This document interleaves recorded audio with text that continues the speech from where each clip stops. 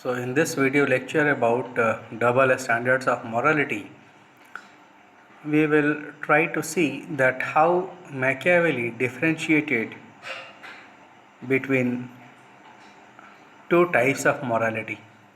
That is why the topic has got this name of double standards of morality. In the previous lecture we have understood that there were two sets of morality according to Machiavelli, one for the ruler, another for the people. Why Machiavelli thought in such terms that there must be two sets of morality? That is, ruler had two images in front of the people as well as in front of the state, that is, as a functionary of the state. Among the persons, among the people, common man, the ruler must be religious, ruler must be moral, ruler must be upright, so that the people must see him as not only a religious person and a moral person, but an ideal person.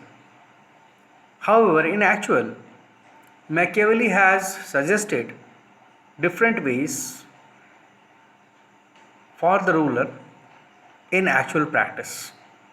So when the times are calm, cool, peaceful within the state, then the ruler must show that he is completely different person. He must not adopt any wicked ways. He must not adopt any unethical principle. He must behave lawfully. But during the times of stress, during the times of war, whether it is external war or internal civil strife, during the times of problems, the ruler might behave in a different manner which might not be called moral from the eyes of public. So for Machiavelli, a successful ruler or the state was one which was able to acquire power, maintain power, consolidate power, and to expand, that is to increase power. So Machiavelli's politics is basically based upon the power equations. A state, as a matter of fact, has to be powerful always, every time. And the state and the ruler had to be judged by their independent criteria. So criteria for the ruler and the state is different, and the criteria for the common man is different. So criteria for the state or the ruler by which they can be judged is the morality of success. That is, state must succeed and the ruler must be successful. Succeed in what? The state must succeed in bringing peace and prosperity, tranquility, bringing safety to its people, and the state and the ruler must be able to make people moral. He must be able to make them virtuous. He must protect the people, citizens, so that the citizens can lead a good life,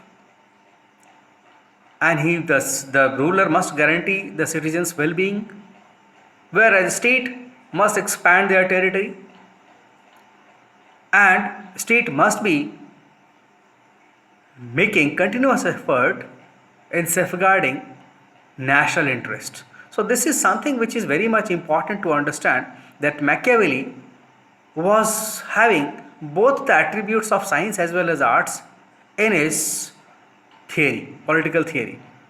So politics, according to Machiavelli, was ultimately and finally a constant struggle for both power as well as domination, and which has its own rule of functioning, and it has its own norms upon which the state could survive.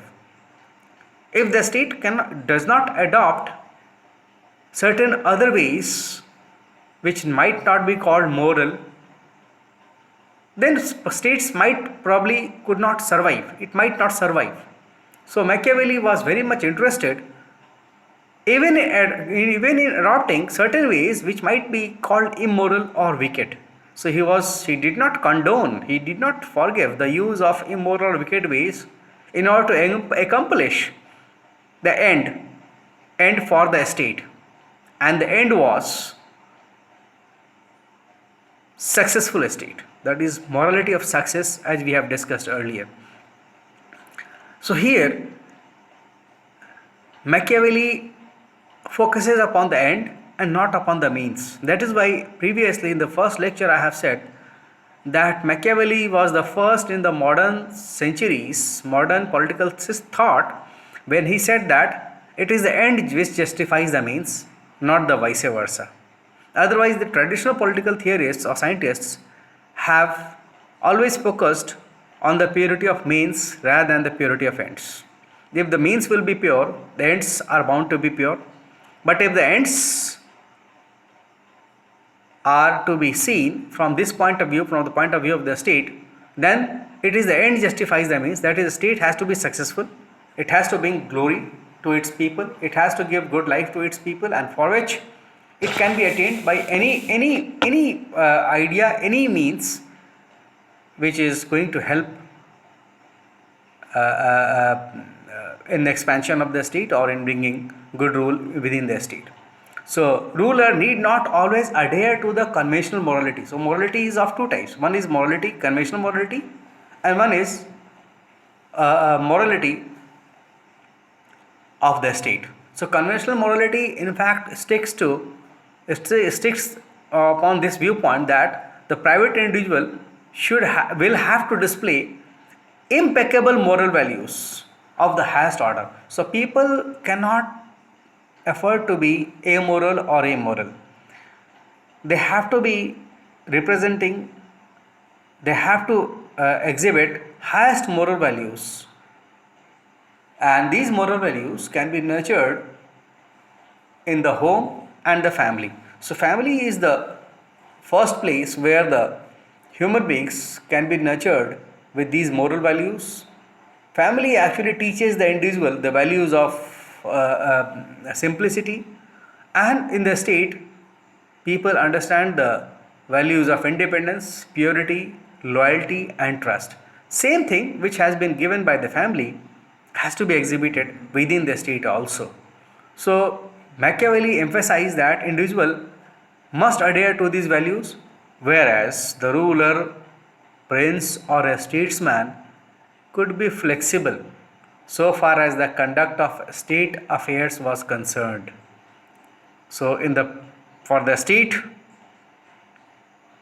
it has to be very much technical, very much based upon the agenda, that is what the state is up to and how the state must protect its boundaries, must protect its citizens. So for the state it was different type of morality, and for the common man, for the private persons, it was a morality of values, a morality for being good human beings, public spiritedness and civic virtues. Now Machiavelli separated these two morality, that is, one is private sphere of morality, another is public sphere of morality. So the state has a morality of its own, the morality of success. That is, state must succeed, whether right or wrong, whether foul or fair, it does not matter. What matters for the state is only succeed at any cost. So it is just a purely utilitarian approach, and the state has to be very much strategic. For in politics, what Machiavelli mentions, nothing is foul and fair. In politics, fair was foul and foul was fair. It depends upon the situations, it depends upon the circumstances. But you must understand the ultimate aim of the state is to bring unity within the state, to bring stability in the political circles, to give a good life to the inhabitants of the state, and for this, a prince must be willing to do anything which is required to achieve these ends. That is why it has been said that it is the morality of success and nothing much more than that. So, in other words, no general rule was valid, because for everything was a matter of political expediency. So a prince had to be compassionate, had to be human, had to be loyal, had to be honest, and but these qualities has to be showed in front of the people, whereas simultaneously the ruler must also know and he must use such techniques to how to use force, how to go for fraudulent activities, how to deceive, and how to he also teaches the lesson of treachery to the ruler. So Machiavelli argued that political actions in general it conforms to has moral standards, compassion, good faith, trustworthiness, and honesty, but only during the times of stability and peace.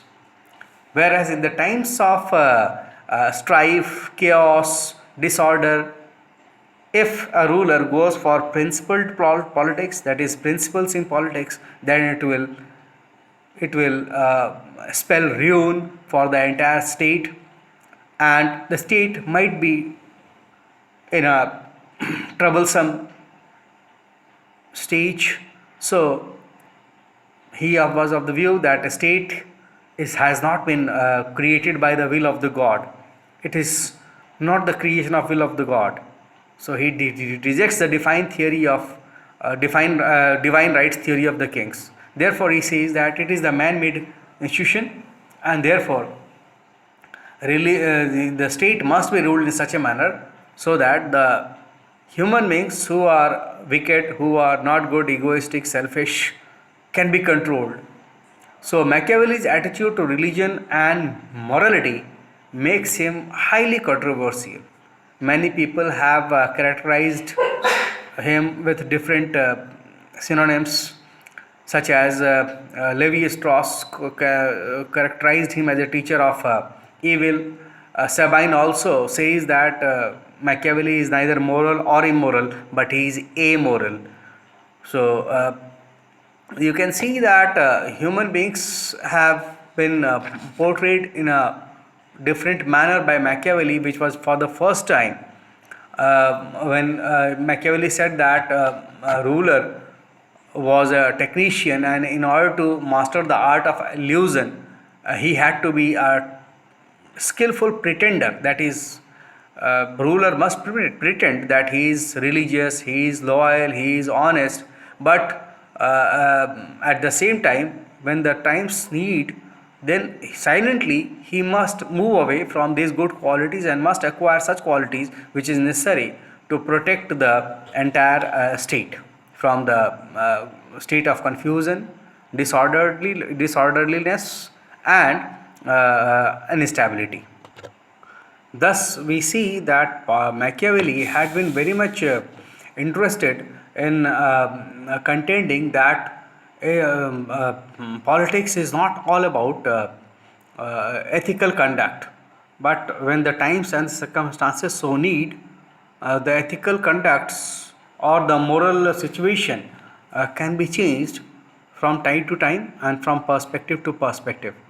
Unlike the traditional political theory, which actually focuses on ethical conducts and ethical desirability and moral elevation of the people as well as for the ruler, Machiavelli had been too realistic to overlook the irony of the political situation. Now, in politics, it was not possible to assess the effect of a virtuous or a wicked act. for it would result in the opposite effect. So Machiavelli was of the view that being purely if the purely political factors are taken into account, then attempt to establish uh, stable state will might be very much difficult. So in politics, politics was no longer a means to higher goals like justice or truth, but it was an end in itself. The criteria of successful state was only efficiency as well as efficiency as well as stability, so and successfulness, and not about legitimacy. So nothing is right or wrong in politics, nothing is fair and foul in politics was the first lesson which was given by Machiavelli. And Machiavelli was aware that the civilization and the good society meant higher standards. So he was realistic enough to accept that the society's moral fabric was made or destroyed by its people. So he understood that people must follow such a path which was virtuous in nature, but for the ruler or the for the prince, for the state agencies, it was not always easy, and it was not always necessary to go for moral principles or moral standards, especially when the city or when the state was in danger. So the ruler must be judged by his success, efficiency, and not by legitimacy. So this makes Machiavelli as one of the pioneers in the modern political theory, and he has been referred to as father of modern political theory when he has given the idea of pragmatism, and he has divorced from religion, and politics has been of paramount importance in his studies, and the state has to be safe and secure at any cost. So these were the new and not only at any cost, but also he advises that the moral values can be overlooked for the betterment of the state. And this was something which was very unique, and for the first time in the entire political theory in the political history, this has been observed. So with this we come to an end to his concept of dual morality. Thank you.